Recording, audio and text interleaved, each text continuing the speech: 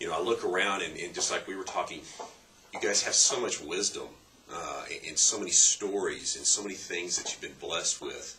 And to be able to absorb a lot of those stories is always amazing. And it's always a lot of fun to do. And my generation, unfortunately, they're kind of knuckleheads. They don't appreciate that. But I grew up without a dad, and my grandfather was there for me. We grew up on a huge plot of land, and his house was on one part of the land, and our house was on the other, and we had a bunch of rent houses. And so I worked with him all the time, and I got to hear his stories and how he grew up through the Great Depression and how things were different, and just being mentored in that direction. But before I get started, I wanted to read you guys a poem, and it's called The Bridge Builder, and it goes like this. It says, "An old man going along a highway came at the evening cold and gray to a chasm vast and deep and wide, through which was flowing a sullen tide. This old man crossed at the twilight dim. The sullen stream had no fear for him. But at the turn he reached on the other side and built a bridge to span the tide. 'Old man,' said a fellow pilgrim near, 'you're wasting strength in building here. Your journey will end at the ending day. You never again must pass this way. You have crossed the chasm deep and wide. Why build you this bridge at the evening tide?' The builder lifted his old gray head. 'Good friend, in this path I have come,' he said. 'There followed after me today a youth whose feet must pass this way. This chasm that has been so naughty to me, to that fair-haired youth may a pitfall be. He too must cross in the twilight dim. Good friend, I build that bridge for him.'"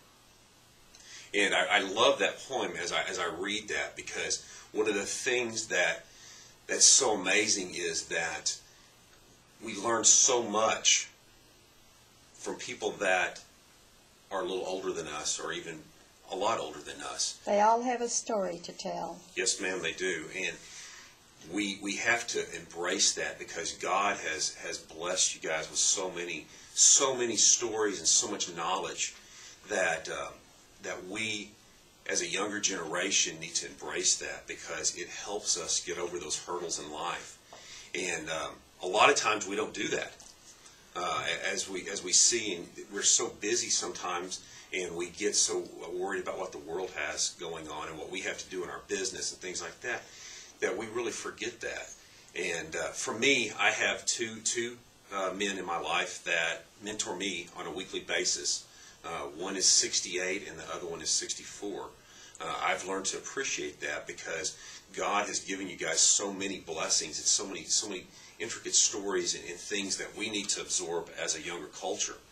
The thing is, a lot of times we forget to do that. We forget to go find that, and it's really that Paul-Timothy type of relationship that we should be looking for, those Pauls in our life. But at the same time, as you guys search out people, you should be looking for those Timothys, those young ladies, and even those young men that need some wisdom poured into their life. And so, as we talk about this, even with all the knowledge and everything in the room, we don't know everything, and nor do we know everything that's in the Bible. And what I'm here really to talk about is, as we talk about that, sometimes we don't know a lot, and we don't know everything that's in here, and it scares a lot of us. It used to scare me too, because I was afraid that people would come up and ask me questions I couldn't answer. But what's so interesting is God has given us something that no one can really challenge us on, and no one can say it's not true. Does anybody know what I'm talking about? It's your personal testimony. The time that God blessed you and you became saved, and those